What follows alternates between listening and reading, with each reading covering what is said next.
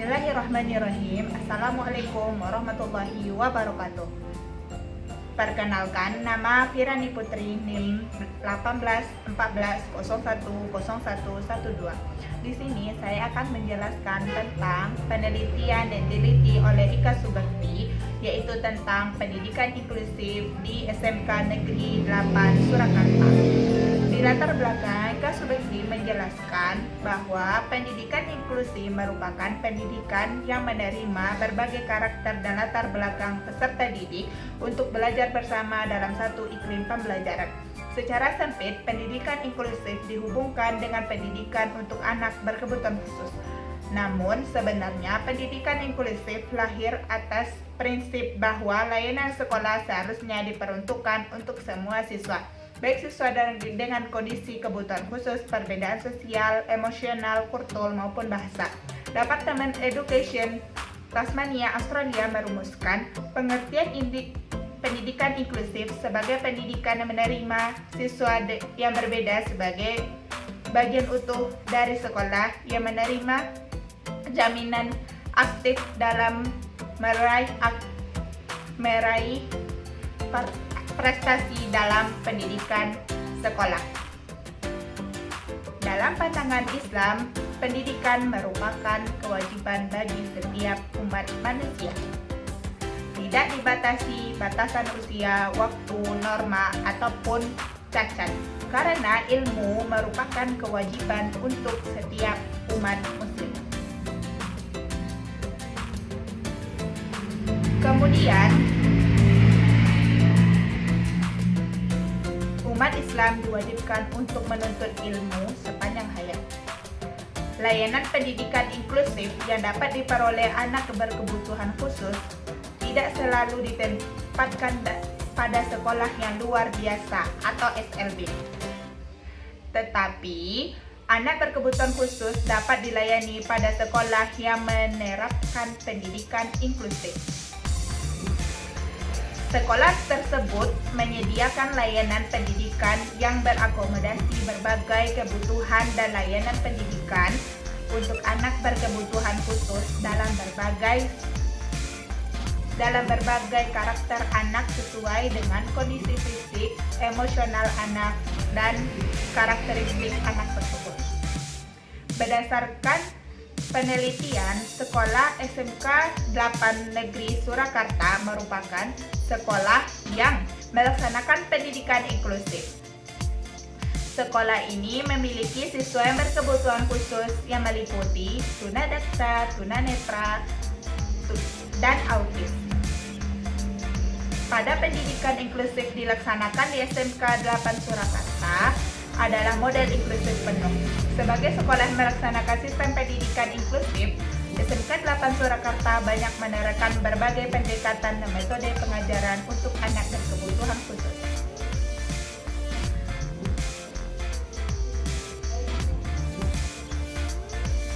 Kemudian, Ika Subakti memaparkan hasil penelitiannya tentang pendidikan inklusif dalam pandangan Islam di SMK 8 Negeri Surakarta tahun pelajaran 2016-2017. Kesimpulan yang pertama yaitu pendidikan inklusif menanamkan nilai pendidikan sosial terhadap peserta didik baik anak berkebutuhan khusus maupun anak non berkebutuhan khusus sejak dini, sehingga dalam pendidikan inklusif antara anak satu dengan anak lainnya saling menghargai perbedaan dan saling menghilangkan sikap diskriminatif. Kemudian kesimpulan kedua, dalam pandangan Islam sesuai dengan pandangan Al-Quran dan Hadis, sangat menekankan pentingnya pendidikan tanpa membedakan manusia.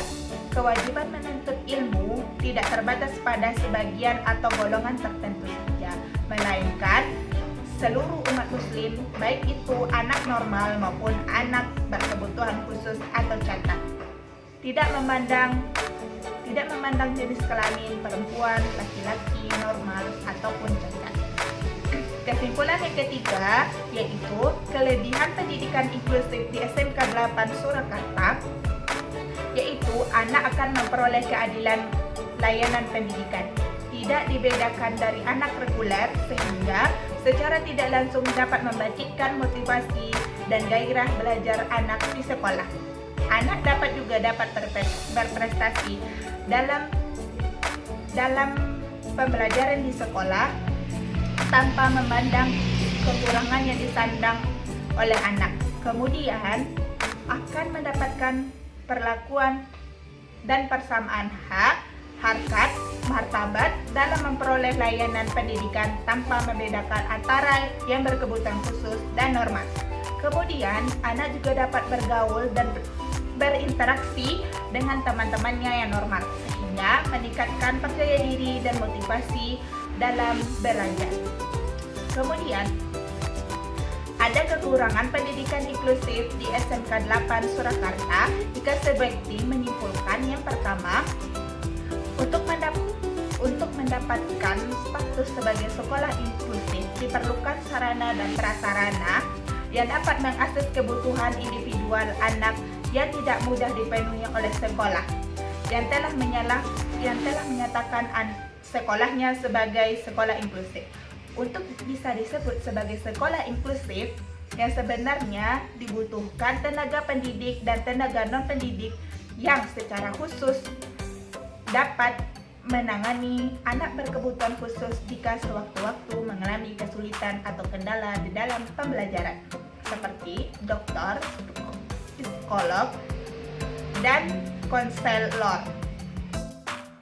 Kemudian kesimpulan terakhir, Ika Subekti memaparkan pendidikan inklusif di SMK 8 Negeri Surakarta mengalami perkembangan yang pesat, yaitu anak sejak dini memiliki pemahaman yang baik terhadap perbedaan dan keberagaman anak berkebutuhan khusus, sehingga memunculkan sikap empati pada karakter siswa secara alamiah.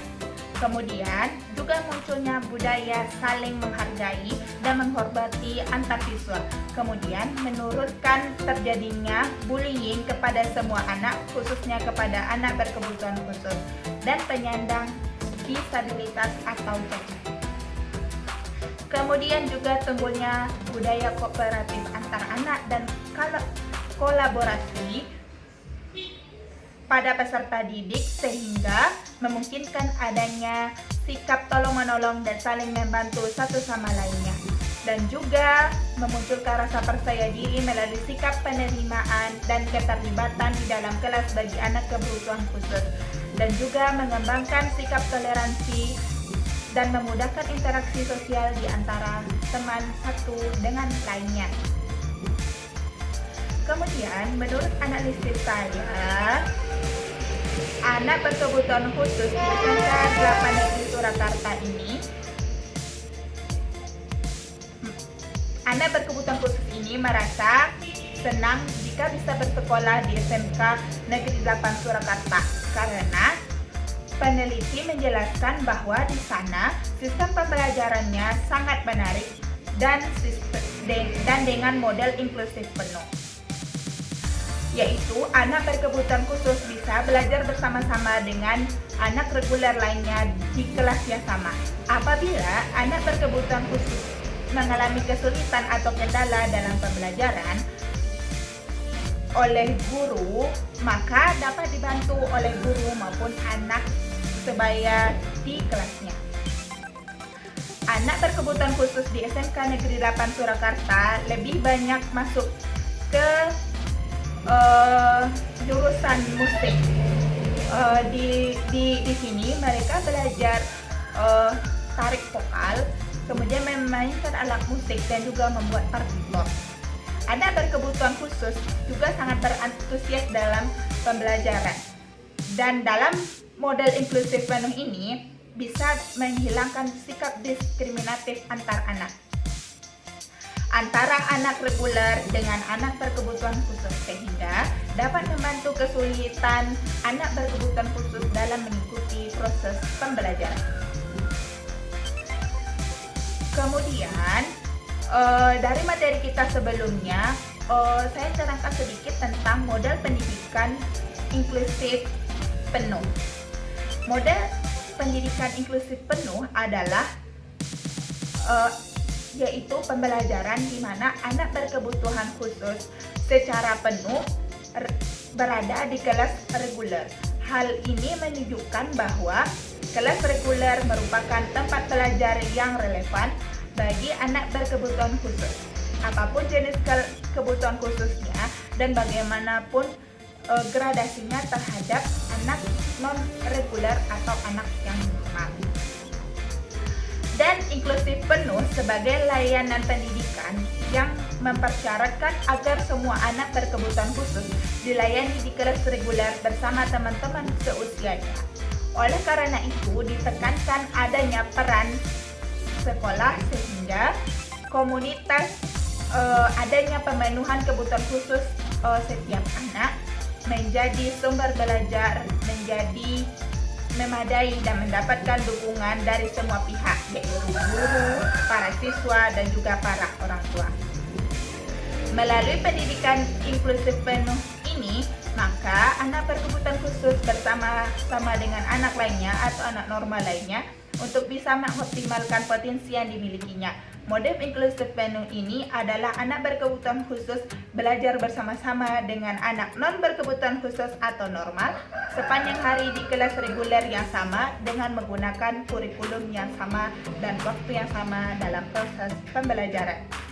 Maka sudah jelas pelaksanaan pendidikan inklusif di SMK Negeri 8 Surakarta berjalan dengan baik dan optimal dan yang didukung oleh guru, pemerintah, dan juga para orang tua.